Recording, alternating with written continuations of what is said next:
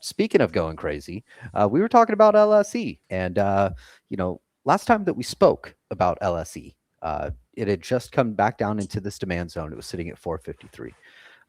As of close today, it was at 568, and it ended up giving up quite a bit back after hours. And if this reminds you, if anything, I would say that this should remind you a lot of Anna. This is exactly like Anna. It's exactly like Anna. So watch. And I'm telling you, like as someone who traded both of them quite heavily, okay, that it feels the fucking same on the book. Right? Except this time we don't have an insider selling into us and trying to dampen his own run. Shout out to Homeboy, by the way. Look at the stock You know, literally 3xing without you because you sold the sold company two in hundred blind. thousand shares like a fucking muppet. Yeah, literally. Um, okay, so LSE, they are a Chinese holding company. They build and warehouse oil drills, oil piping, all the stuff that you need for this. Infrastructure. It's Yeah. oil drilling, storage, and distribution infrastructure.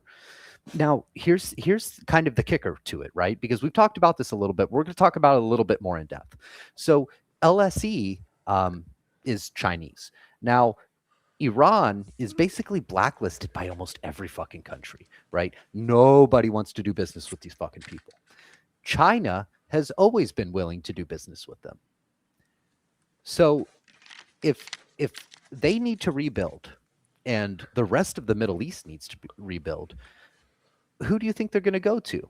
Right? Are they going to go somewhere super overpriced in Europe? No, they're going to go to the mass produced, cheap labor, you know, China. Like Yeah. it's also their immediate neighbor, right? China is directly to the north of them. So they're actually going to save a lot on the shipping costs.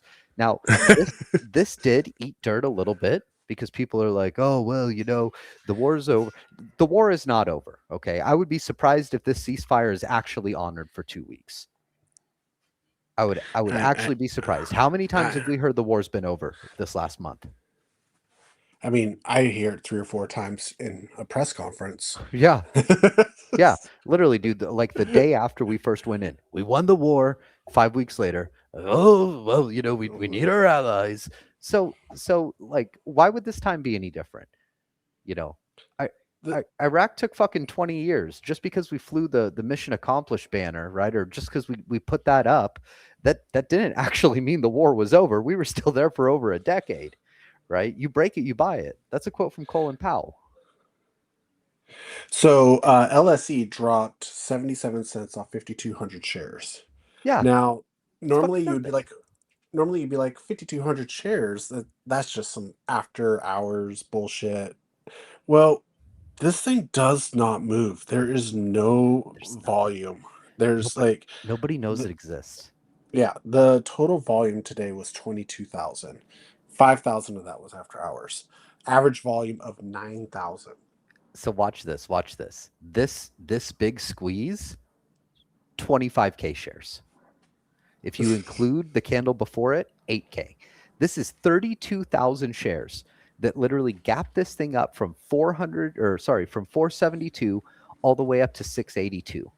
So imagine what happens when people actually understand what this is, what this does, because no one knows who fucking Li Shen or Les Shen Energy Holding Corp. No one knows what they do, but nobody knew what Anna did either. And well, it was a beautiful trade. Yeah. It's a beautiful trade. This has worked out wonderfully for anyone that was there, right? So I am pounding the table on this.